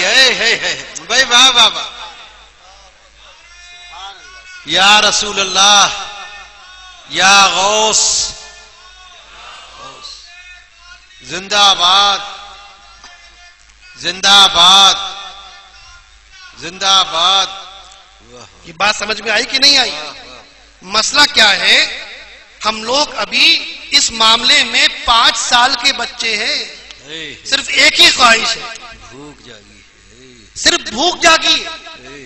یاد رکھو کہ جس طرح کچھ خواہشیں انسان کے جسم کی ہوتی ہیں، کچھ خواہشیں انسان کے جسم کی ہوتی ہیں، اور جس طرح جیوں جیوں جسم ترقی کرتا جاتا ہے، نشو و نما کرتا جاتا ہے، وہ خواہشیں ایک کے بعد ایک بڑھتی چلی جاتی ہیں دوستو، اسی طرح کچھ خواہشیں انسان کی روح کی بھی ہوتی ہیں۔ وہ خواہش پیدا تو ہو، کسی 5 سال کے بچے کی شادی نہیں کروائی جاتی، سہاگ رات کے وقت اگر جان پر بن جائے آدمی سب بھول جائے گا، حکومت چلی جائے جان دے دے گا۔ اسی طرح یہ خواہشات تو جس میں انسانی سے متعلق ہیں، کیا یہ ممکن نہیں ہے کچھ خواہشیں جس طرح جس میں انسانی کی خواہشیں ہیں، کچھ خواہشیں روح انسانی کی بھی ہو؟ دوستو یہی نقطہ سمجھ لو، بات سمجھ میں آ جائے گی کہ یہ کیا ہے کہ جو گردن سر سے جدا کروا رہی ہے، جو گردن تن سے جدا کروا رہی ہے، یہ کون سی خواہش ہے جو گریبان چاک کروا دیتی ہے؟ یہ کون سی خواہش ہے جو رسوا و ذلیل کروا دیتی ہے؟ یہ کون سی خواہش ہے جو اپنے آپ کو بھلا دیتی ہے؟ یہ روح کی خواہش ہے۔ حضور نے فرمایا الارواح جنود مجندہ، عالم ارواح میں تمام ارواح لشکر در لشکر تھیں، وہاں نزدیکی اور دوری تھی، کچھ قریب تھی کچھ دور تھی، بعض کو پہچانتی تھی، بعض سے دور تھی۔ وہ قرب اور دوری ان روحوں کے اندر تھی۔ وہ روحیں جب مجندہ سے نکال کر انسان کے جسموں میں ڈالی گئیں، ان کی وہ خواہشات، ان کی وہ کیفیات، ان کی وہ چیزیں وہ اس کے اندر باقی رہیں۔ فرق صرف اتنا ہے کہ کچھ لوگ اس کو جگا لیتے ہیں، اس کو بیدار کر لیتے ہیں جب وہ خواہشات روح پیدا ہو جاتی ہیں۔ جب روح کی خواہش ہے، آپ یاد رکھو جس طرح جسم کی خواہش کھانا ہوتا ہے، جس طرح جسم کی جب بھوک لگتی ہے تو کھانے کے ذریعے اس خواہش کو بجھا دیا جاتا ہے، جب اور خواہشیں پیدا ہوتی ہیں تو ان کے وسائل کے ذریعے ان کو بجھا دیا جاتا ہے۔ اسی طرح جب روح کی خواہشات پیدا ہوتی ہیں، جب روح کے مطالبات پیدا ہوتے ہیں تو اس کو بجھانے کے لیے بھی بہت سی چیزیں اللہ نے پیدا فرمائی۔ یہاں سے ایک نیا موڑ لو، اب ذرا آسان بات، ٹھیک ہے نا جی؟ ایک بات میں پہلے کہنا بھول گیا جو ابھی یاد آ گئی۔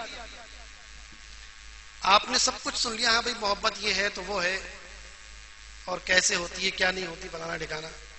ایک بات اور یاد رکھو، محبت ایک ایسا معاملہ ہے کہ اس میں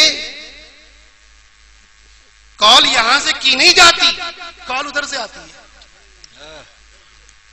یہاں ڈائل نہیں کیے جاتے نمبر، یہاں کال ریسیو ہوتی ہے۔ عشق اول در دل معشوق پیدا می شبد، کسی فارسی شاعر نے کہا تھا کہ محبت کے لیے کچھ اہل دل مخصوص ہوتے ہیں، یہ وہ نغمہ ہے جو ہر ساز پر گایا نہیں جاتا۔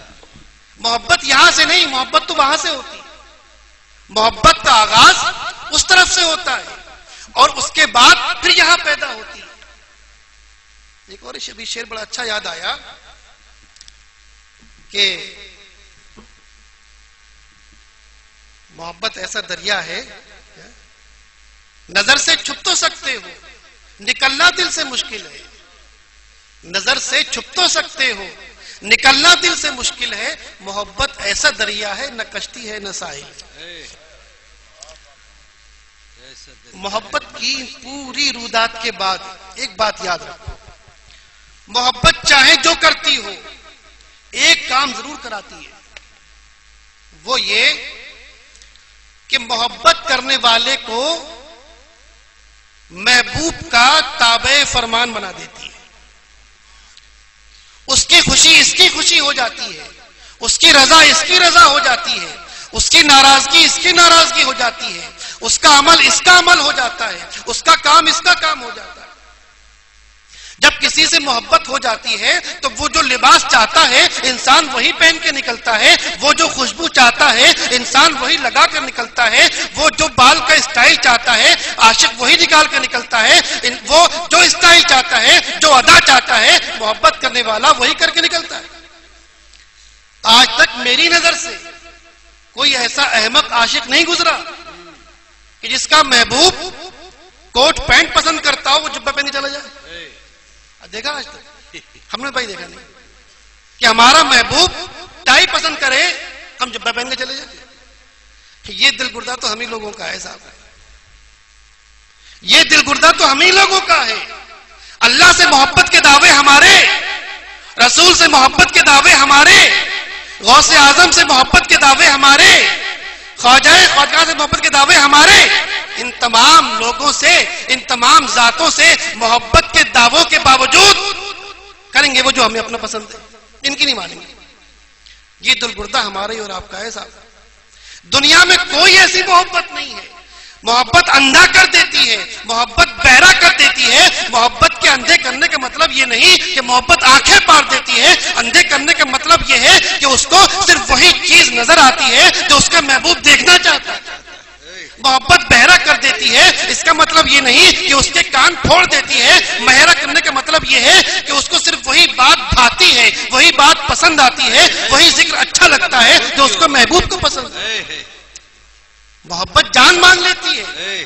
اس کا مطلب یہی ہے کہ محبت کرنے والا اپنے محبوب کے اشاروں کو دیکھتا ہے. ایسا محب آج تک تاریخ میں نہیں گزرا. وہ تو جھوٹی محبت تھی جو کیسے بنی عامر لیلا کے لیے اپنی ران کا گوشت کا ٹکڑا کاٹنے کو تیار ہو گیا. یاد رکھو وہ تو لیلا تھی. یا تو عشق الہی کے دعوے ہیں, یا تو محبت رسول کے دعوے ہیں, یا تو عشق غوث اعظم کے دعوے ہیں, اور ہر کام وہ کریں گے جو ان کو پسند نہ ہو. یہ ہم نے قسم کھائی ہوئی. اے اللہ تجھ سے محبت تو بہت ہے, تجھے کچھ نہیں کریں گے. محبت ہے صاحب.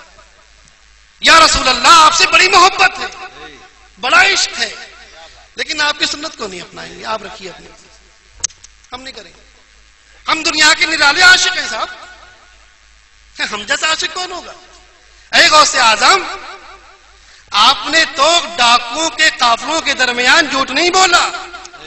ہم دکان پر بیٹھیں گے, غوث اعظم بمنے بیسر دامت کے شعر بھی لگائیں گے اور جھوٹ بھی بولیں گے. ہم محبت کرنے والے ہیں آپ سے. اے غریب نواز آپ نے ہندوستان میں آ کر لاکھوں لاکھ لوگوں کو کلمہ اور نماز دے دیا. آپ کی چھٹی منائیں گے, نماز نہیں پڑھیں گے. نہیں ہم نہیں پڑھیں گے. ہماری محبت نعتوں تک ہے, ہماری محبت نعروں تک ہے, ہماری محبت عرسوں تک ہے, جلسوں تک ہے, میلادوں تک ہے. نہیں ہم ایسے محب نہیں ہے بھائی. اگر یہ محبت تو ہم اس سے باز آئے بھائی. ہم تو ان لوگوں میں سے ہیں نا کہ اچھا آپ کی محبت نماز پڑھنا پڑے گی, بھائی ہم وہ بھی نہیں. آپ دوستو یہ بالکل ایک انوکھا کیس ہے. عشق و محبت کی ہزاروں سالہ تاریخ میں اس محبت کا نشان نہیں ملے گا. کیا شان کی محبت ہے بھائی. ان المحب لمن يحب يطيع. عربی شاعر نے کہا ان المحب لمن يحب يطيع کہ محبت کرنے والا اپنے محبوب کا فرما بردار ہوا کرتا ہے. مجنو لیلا کے ایک اشارے کے اوپر اپنی ران کا گوشت کاٹ کے دینے کو تیار ہو گیا. یہاں رسول ساری زندگی فرما رہے ہیں صلاۃ نماز میری آنکھوں کی ٹھنڈک ہے, ہم نماز نہیں پڑھ گئے.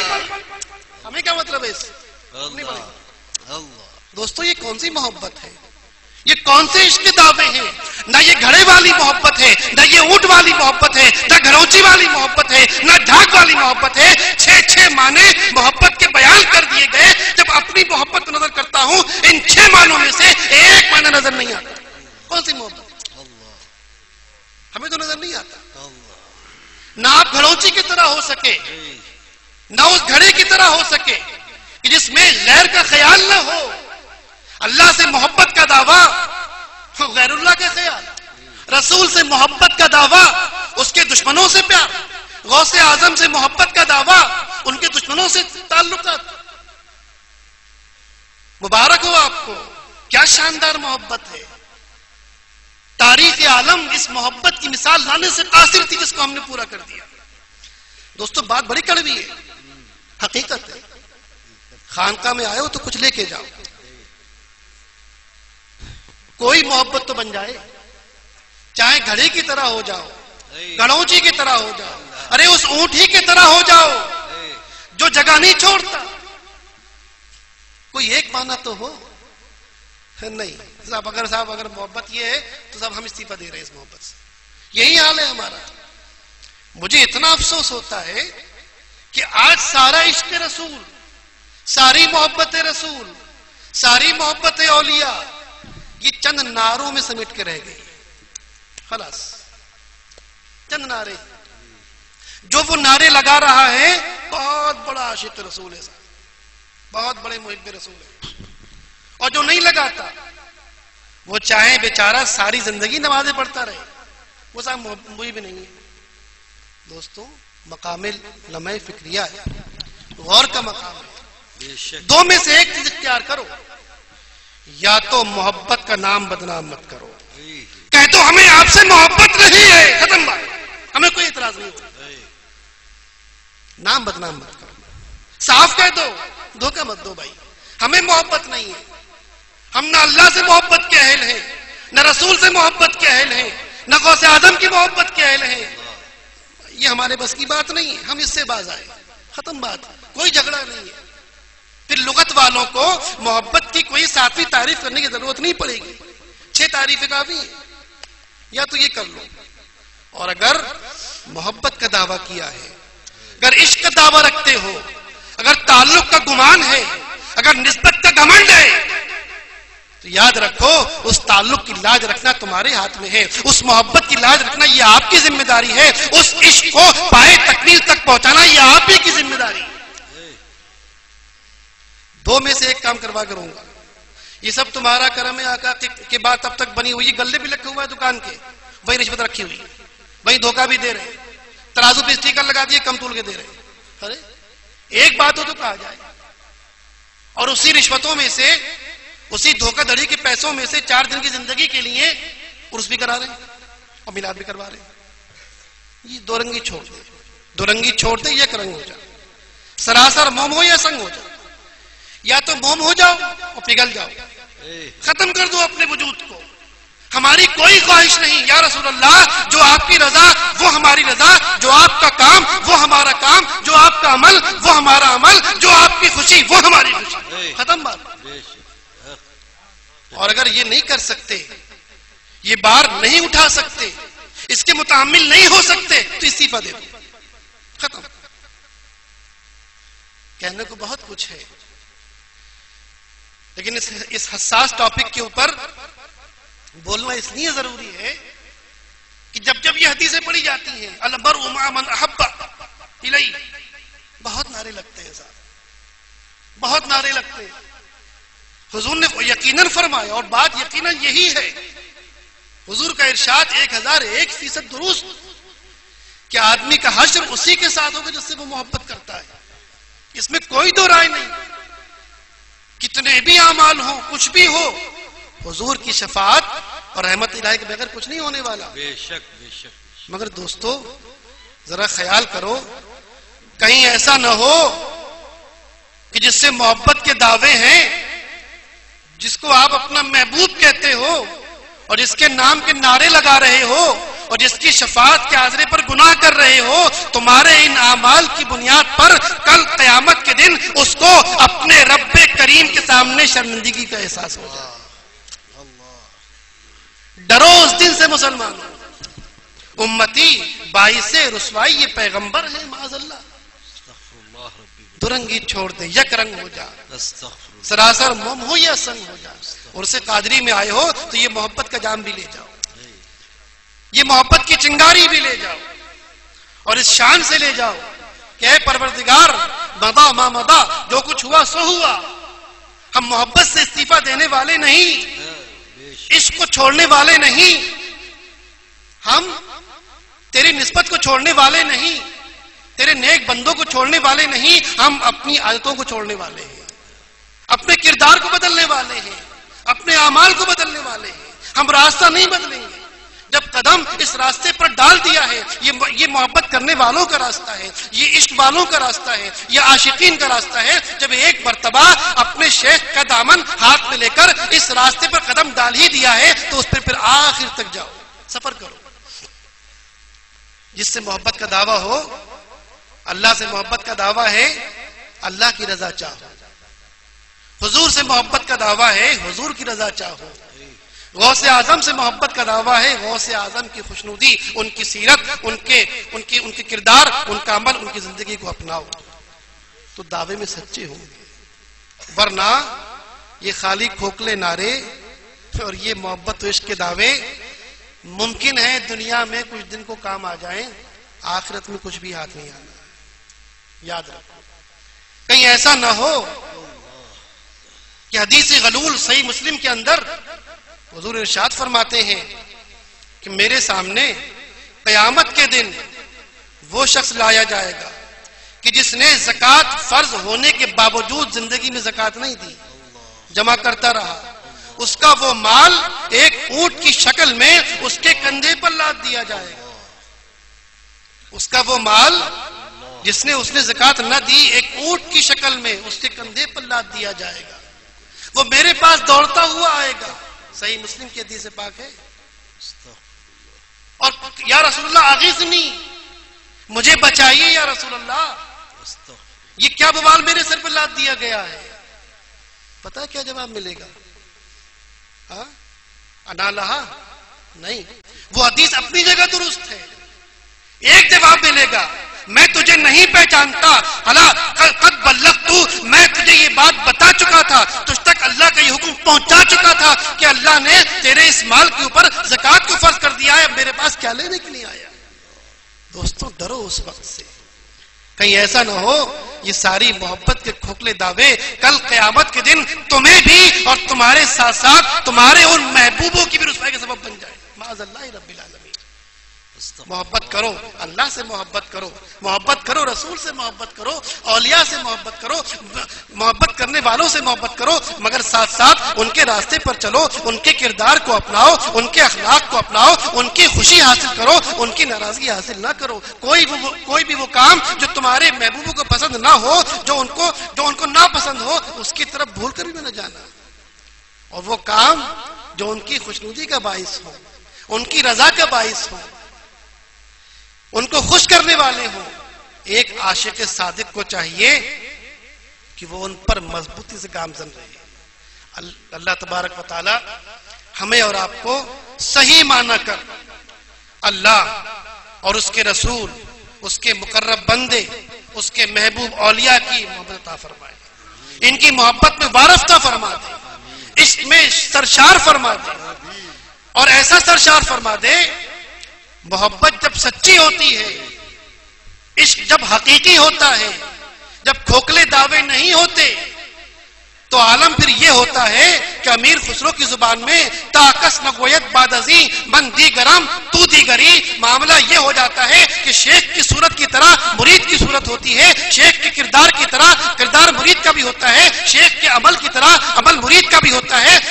شیخ کی صورت میں، اس کی سیرت میں، اس کی زندگی میں جو خوبیاں ہوتی ہیں اس کا پرتو اس کے مرید پر پڑتا ہے، رسول کی سیرت کا پرتو اس کی امتی پر پڑتا ہے. یہ جب ہوتا ہے جب وہ سچی محبت کا دعوے دار ہو. تو اللہ تعالی ہمیں ان لوگوں سے سچی محبت عطا فرمائے، سچا عشق عطا فرمائے. وہ عشق، وہ محبت جو کل قیامت کے دن سرخ روئی کا باعث ہو، سربلندی کا باعث ہو، عزت کا باعث ہو، اس کا برعکس نہ ہو. آمین اللہم آمین. والسلام علیکم ورحمۃ اللہ وبرکاتہ. الصلاۃ والسلام.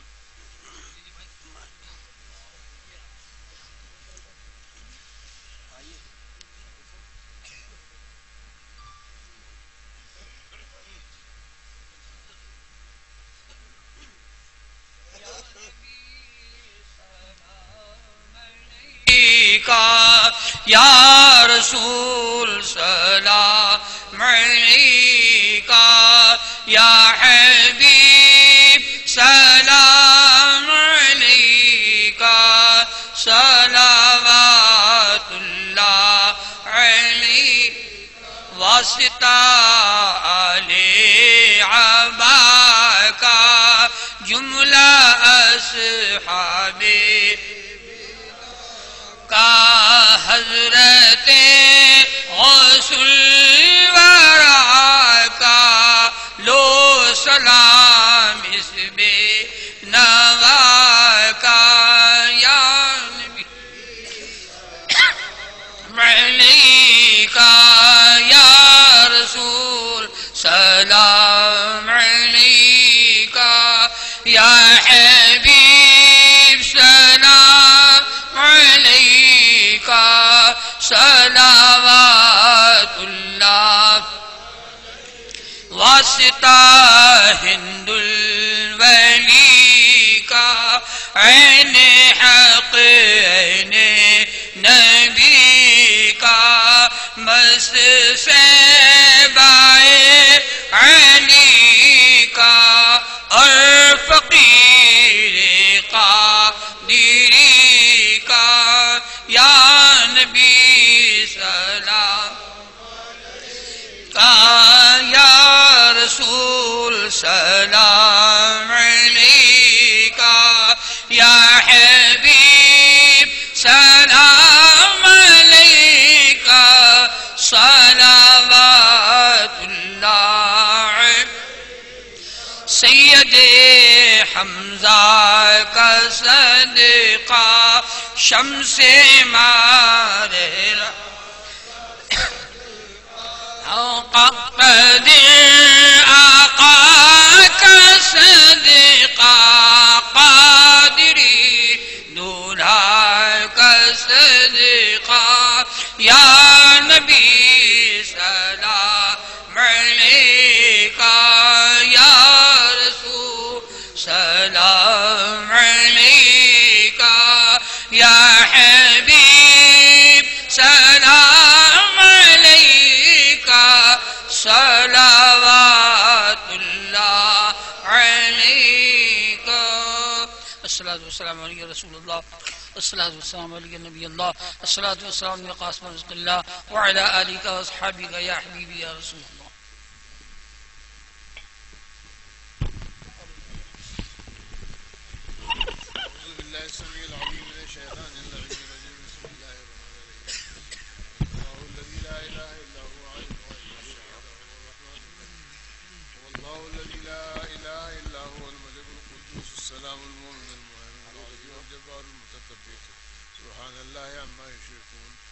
والله الخالق البارئ المصور له الأسماء الحسنى يسبح له ما في السماوات والأرض وهو العزيز الحكيم بسم الله الرحمن الرحيم قل يا أيها الكافرون لا أعبد ما تعبدون ولا أنتم عابدون ما أعبد ولا أنا عابد ما عبدتم ولا أنتم عابدون ما أعبد لكم دينكم ولي دين بسم الله الرحمن الرحيم قل هو الله أحد الله الصمد لم يلد ولم يولد ولم يكن له كفوا أحد بسم الله الرحمن الرحيم قل هو الله أحد الله الصمد لم يلد ولم يولد ولم يكن له كفوا أحد بسم الله الرحمن الرحيم قل هو الله أحد الله الصمد لم يلد ولم يولد ولم يكن له كفوا أحد بسم الله الرحمن الرحيم قل أعوذ برب الفلق من شر ما خلق ومن شر غاسق إذا وقب ومن شر النفاثات في العقد ومن شر حاسد إذا حسد بسم الله الرحمن الرحيم قل أعوذ برب الناس ملك الناس إله الناس من شر الوسواس الخناس الذي يوسوس في صدور الناس من الجنة والناس بسم الله الرحمن الرحيم الحمد لله رب العالمين الرحمن الرحيم مالك يوم الدين إياك نعبد وإياك نستعين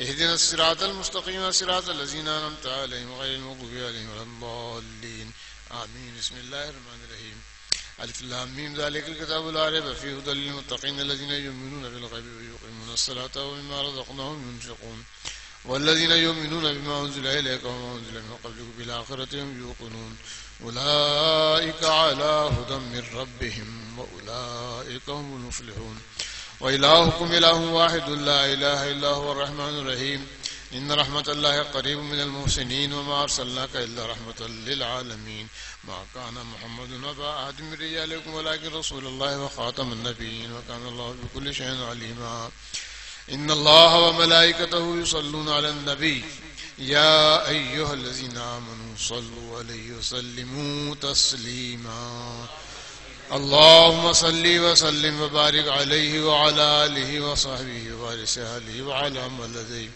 بعد رحمت دائما برسر وروا قائما والی ما غوث ما ملجا ما وائما سید و سلطان فقیر و خواجہ مخدوم و غریب بادشاہ و شیخ و درویش و ولی مولا امام وگرداب بلا افتاد کشتی ضعیفان شکست را تو پشتی بحق خواجہ عثمان ہارون مدد کن یا معین الدین چشتی رحمتیں ہوں تیری دائم میں خدا بندے کریم آل احمد عین حق فضل رسول پاک پر ہوں فقیر قادری پر اور غلام پیر پر اور پھر ہوں عاشق شہنشاہ لولاک پر بسم اللہ الرحمن الرحیم خدایا و پیغمبر و مرتضی بشاہ شہیداں بدن العبا بباقر بجعفر کے صادق ولیس بموسیٰ و فرزند و کمالیس معروف کرخو سری و جنید و شبلی کے شیر سبق ستقید باہاں عبد واحد بعرفان وحید دیگر بلفراب الحسن بو سعید بسلطان جیلا و فرزند و کے بود عبد رزاق نامشنکو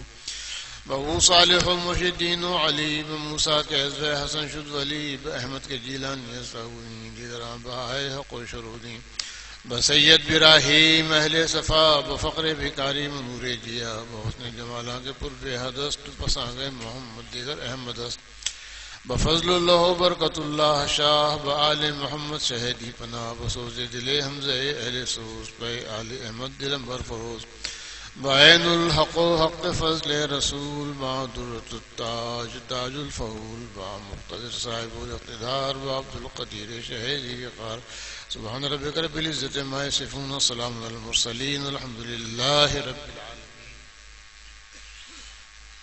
بارواہ پاک طیبات نبی کریم آلہ و اصحابہ و احبابہ و ازواجہ اہل بیتہ و اولیاء امتہ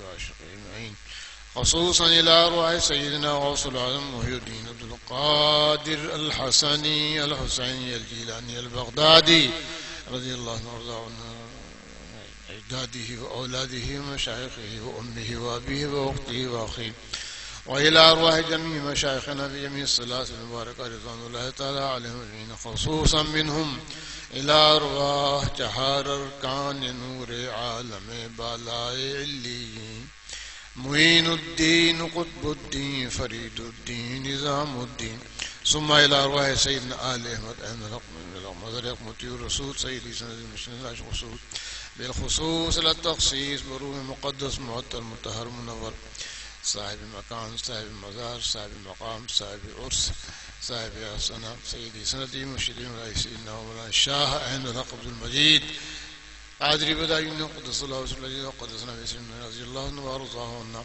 اللهم ارزقنا بركاته وبركاتهم اللهم ارحمنا بوسيلته وبوسيلتهم عينني يا عباد الله عينني يا عباد الله عينني يا عباد الله الله أكبر الله أكبر لا إله إلا الله والله أكبر الله أكبر ولله الحمد برحمتك يا السلام عليكم.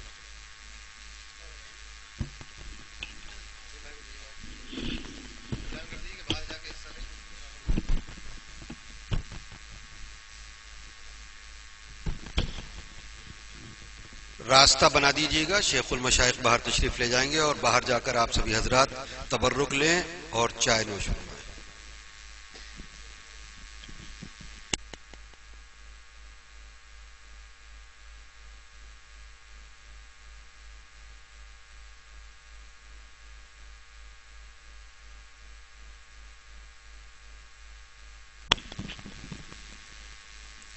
چائے کا انتظام لنگر خانے میں ہے. لنگر خانے میں جا کر چائے